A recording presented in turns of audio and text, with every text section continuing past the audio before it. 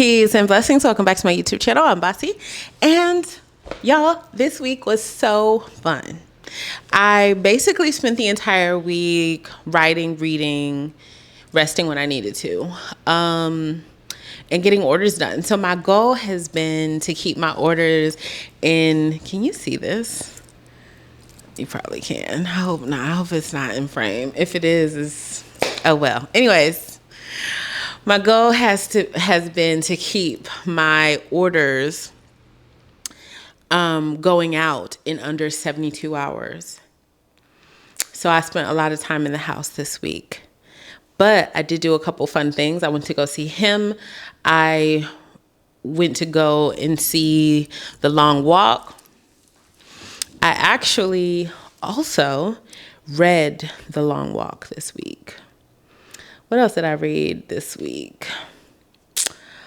I finished reading Matchmaking for Psychopaths by Tasha Coriel, Dance Upon the Air by Nora Roberts, The Long Walk by Stephen King, The Sweetest Revenge by Lizzie Dent, and then Hippie by Paulo Coelho.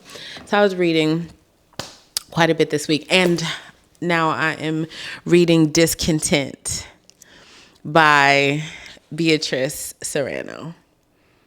And I'm really enjoying it. So there's a part in here that actually inspired me to turn on my camera and record a little video today. Do you see all of this highlighting? Why didn't I just highlight the whole page or leave it blank? Like, is that not hilarious? Jean Kyung Fraser, author of Pizza Girl, says that this is office space for literary weirdos.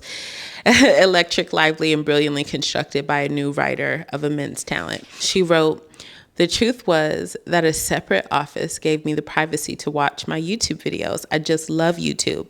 I love every corner of it. I can start watching videos of dogs that say words when they bark and end up watching a video about how George Soros finances entire global media conglomerates." I don't know who that is. "I love conspiracy theories, beefs between YouTubers, cultural wars. I love philosophical and sociological explanations of the world. I love booktubers. I love 20-minute long compilations of children falling, people who sing badly,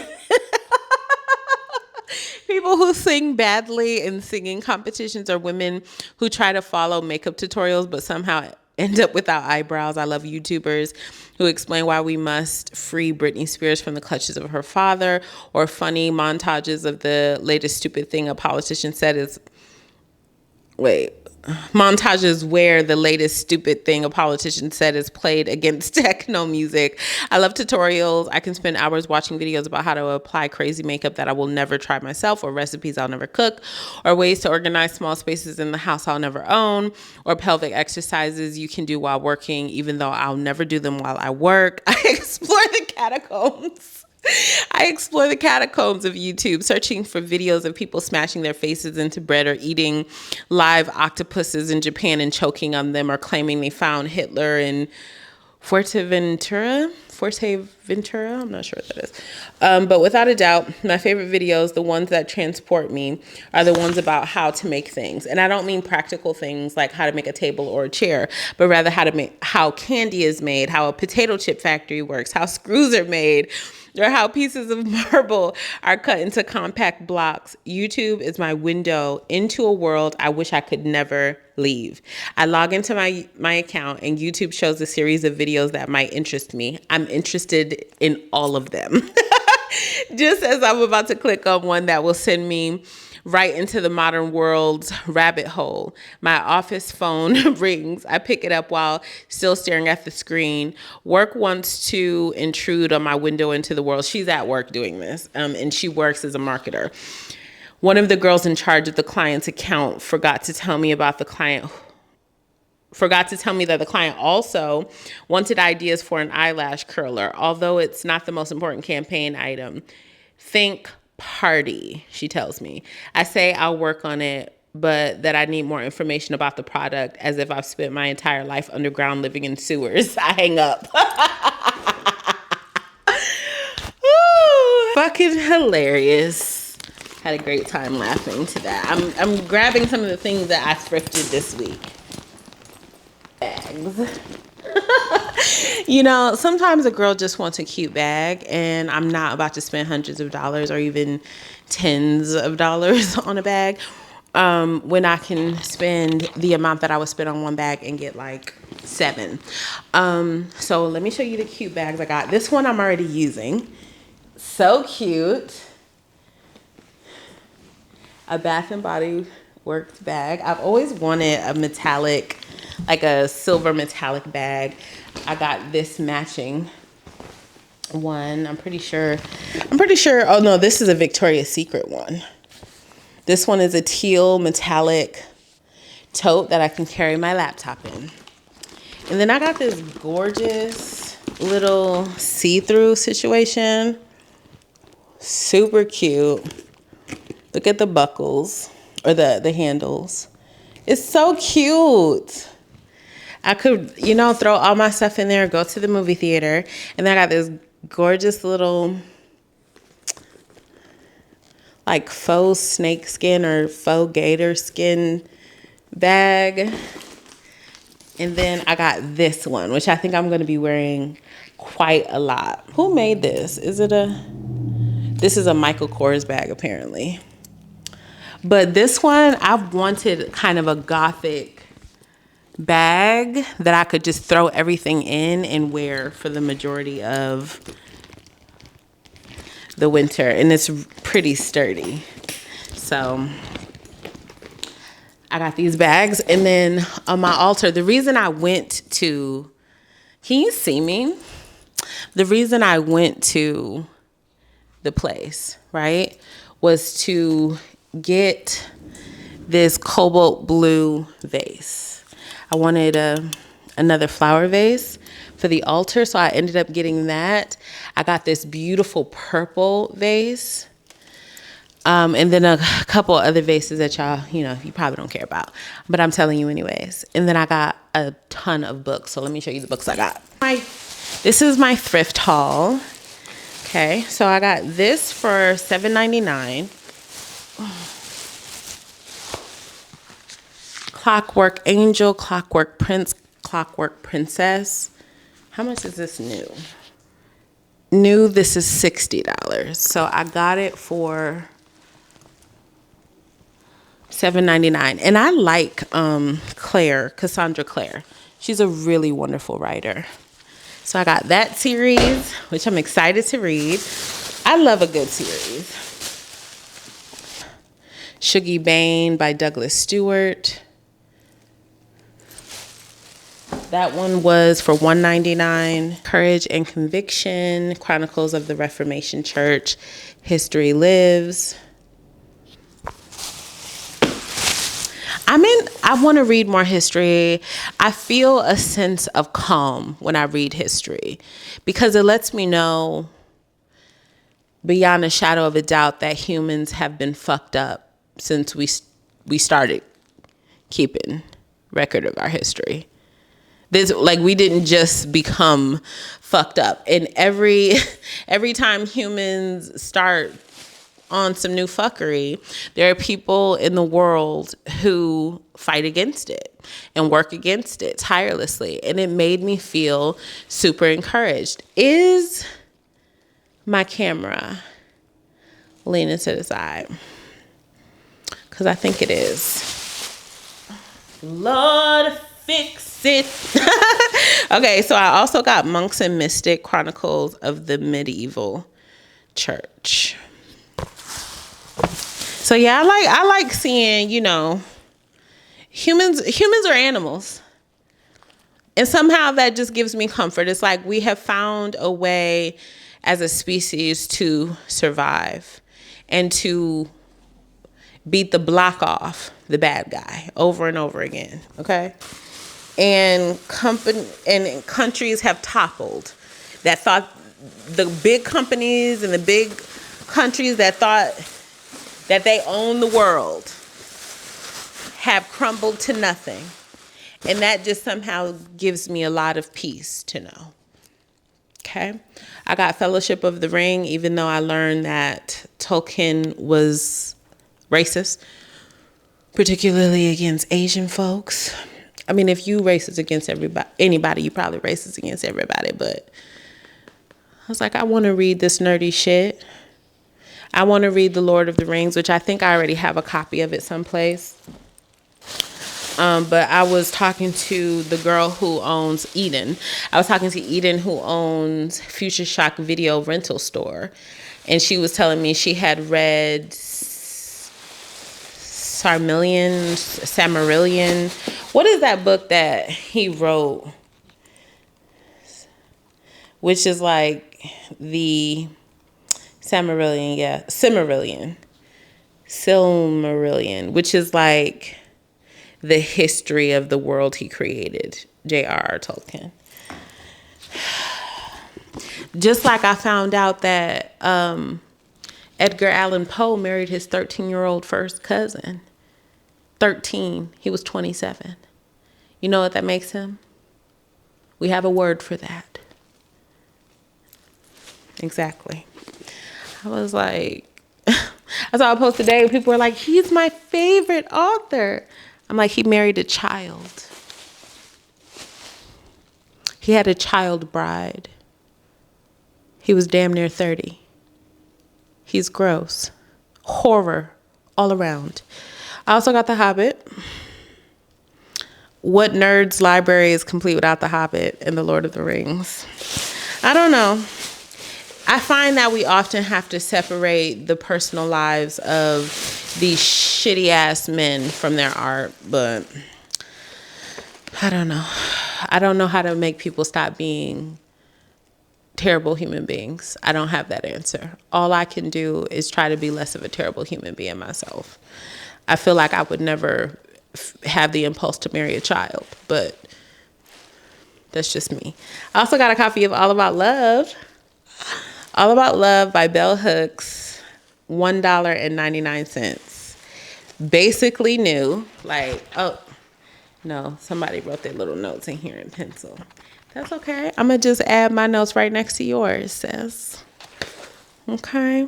Not that I don't already have like 2 copies of that book in my library someplace. And then I also picked up this one. It looks interesting to me. It's called Design Struggles.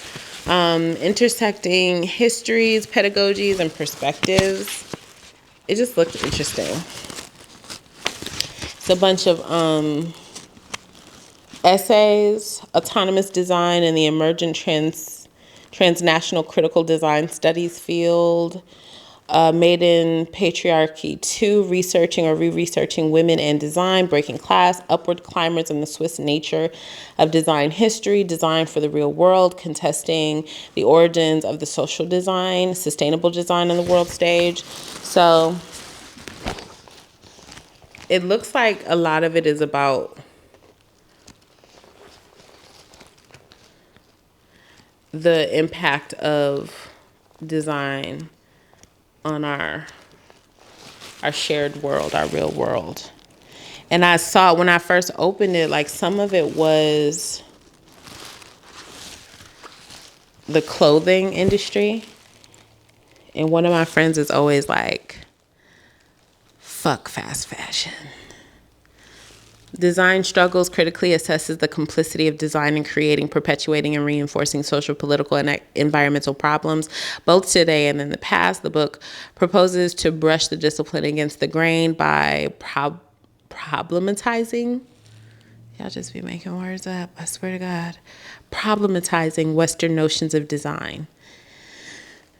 I guess that means like pinpointing how problematic Western notions of design are, fostering situated, decolonial, and queer feminist modes of disciplinary self-critique. Girl, y'all need to learn to speak English. Plain English. Y'all don't know how y'all... A lot of times I feel like people use these terms and it's like, yeah, I can go look it up. But you know how many people... I will look it up. But do you know how many people you lose when you don't just say what you're saying? And then I also got this book, which I'm really excited about, The Origins and History of Consciousness by Eric Newman. Book draws on a full range of world mythology to explain how the individual consciousness passes through the same archetypal stages of development as has human consciousness as a whole. Newman, one of Jung's most creative students and renowned practitioner of analytical psychology in his own right, shows how the stages begin and end.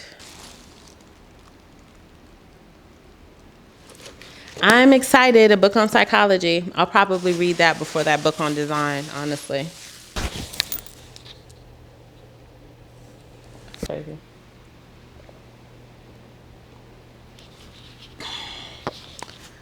Whew. So let me show you what other books I got. I got this gorgeous little book on the tarot. Absolutely gorgeous. An A.L. Jackson book. I really like her stuff. I like the way she writes. I Survived Capitalism, and all I got with is a lousy t-shirt. I got the Book of Witchcraft. I've got Exiles, Spells for Well-Being, and for Living Well. And I got this book because it was written by Phyllis Currat. And I have a couple of her books like Witchcrafting and The Love Spell that she wrote back in the day before this recent witchcraft renaissance that we're having right now. I also got the Hearth Witch's Guide to Magic and Murder by Kiri Galligan. It's a best friend novel that takes place in London. I was all in. Soup's excited. Got a book on spirit worlds. It's looking kind of scary, honestly. Yeah, spirit worlds. The Barnes and Noble, and just was like, here, take my card. Take it! Okay. And yeah, so I'm about to go and read Discontent. You know what I wanted to talk about? Happiness. I was just going to say really quickly, like, it's okay if you have a hard time being happy, or if you don't know exactly how to achieve happiness, because I don't think, just like many of us are never taught anything about money, like managing it, acquiring it, conserving it, what to do when you have it, how to, how to work with it at all, how to feel and think about it, what it actually is. Many of us were never taught about really essential things like happiness. It's just almost like vaguely implied that you're supposed to be happy or have money. Like, it's just kind of vaguely, loosely implied. Like, assume that you'll know how to do it, even if the generations that came before you don't know what the fuck they're doing. It's kind of assumed that you should. Like, they're like, go to school, get a job, duh. Which is obviously, not any type of instruction at all. Or it'll be like, oh, well, just forget about all the terrible things that have happened to you and figure it out. Put on a nice outfit and some nice shoes and be happy. Drink some gin and smoke some weed and you'll be good. Like, we were never taught or trained how to be happy. And I personally think that happiness is more of either a muscle or a skill than it is some kind of a haphazard, spontaneous occurrence. That it is, I think it's something that you have to kind of do on purpose, and something that you can develop the way you develop a skill, something you can practice, something you can plan, prepare, and work for and strengthen within yourself. The same with money.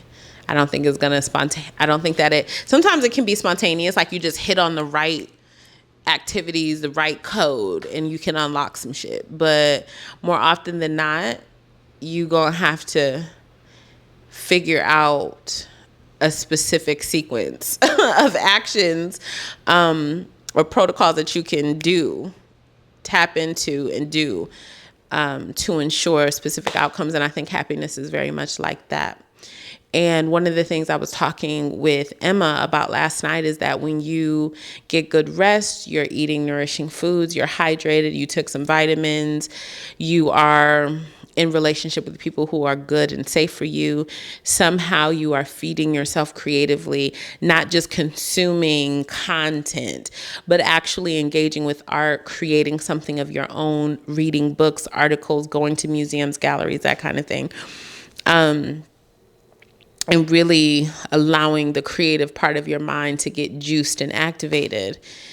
And when you have an environment that also supports good feeling and good thinking and mental clarity and emotional clarity, I think that your baseline is different than if you're a person who is abusing substances and barely getting any sleep, and you're dehydrated, not getting the right chemicals into your body, nutrients into your body, vitamins, surrounded by people that you can't trust, constantly in a state of agitation, overstimulated, too much social media, constant consumption, never giving yourself any rest, not getting any sunshine, not spending time in nature. Like, your baseline where you're starting out is completely different. When you're doing your things, when you're taking care of yourself in such a way, you feel the difference. And I think that it is easier from a place where you are nourished and well rested, hydrated, and you have given yourself space to create and to think your own thoughts before you allow the onslaught of the world's stuff to flood you and to crowd you. When you give yourself the space to think your own thoughts and feel your own feelings and process your stuff and write, you're starting at a different place. And then, don't get fancy and add you a little spiritual practice in there. You got your little spiritual, daily prayers, weekly washes and cleanses, and little things that you can do to keep your energy up and engaged with the divine side of life, the spiritual side of life. A little carb pull in the morning, a little aura spray. You got your favorite crystals that you can pick from. Pick a little crystal, put it in the pouch, wear it under your clothes every day. You got you some rituals, some little things you do. Little candle you light, maybe in the evenings when you say your prayers. Review your vision board, action board, dream board, whatever y'all call y'all vision boards. I've heard a lot of different names now. I like all of them. But where you have all your pictures, a visual representation of all the things that you are calling into your life. Your oils and your candles and your baths and your sprays and your colognes and your pheromones and your incense and your altars and your books of prayers and your books of shadows and all of your extensive spiritual notes. Because you're an occultist and a scholar. This shit is not for play. This is a very important part of your life, and you act like it. You just are starting at a different place. Now, it doesn't guarantee that you won't have moments of very real sadness. It doesn't even guarantee that you won't have moments of some overwhelming sadness where you really just got to sit with it. The Reverend says sometimes you got to sit in it. Okay? But she also suggests that you give yourself a cutoff, like an amount of time. Yes, you can sit here and eat directly pull a chair up to the refrigerator and eat directly out of the refrigerator and act like a crazy person. You got a good 16 hours, and then you need to figure something else out.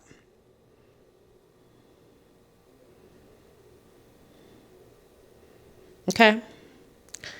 So it doesn't guarantee that you'll never feel sad. You are human. Thank God, right? You get this very interesting incarnation with all its extreme variables. But what it means is that you have a spectrum, a range of emotions.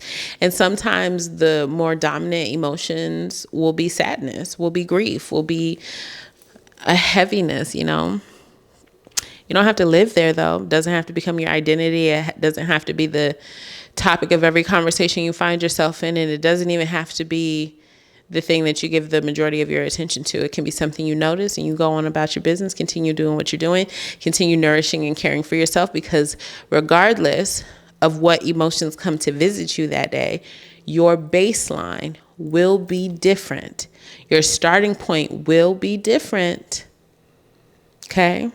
If you're greeting that feeling and those emotions and those thoughts from a place where your body is nourished, your mind has space for thought and creativity, you are in relationships with people that you can talk to, people you're safe with, you got you some sunshine, you went out hiking today, you was offline, you feel good about yourself, you look good, skin look hydrated, dewy.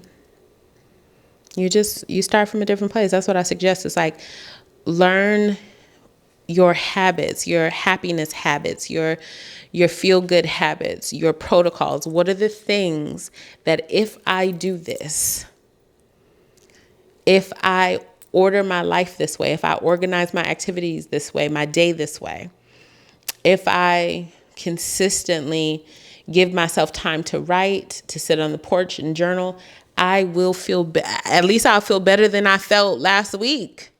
I may not feel 100, I may not feel my absolute best, but I'll feel better than I did before. Do you understand? You understand what I'm saying?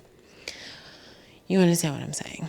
Chef told me to stop asking every 2 seconds if y'all understand. I think I've been doing really well with that, actually.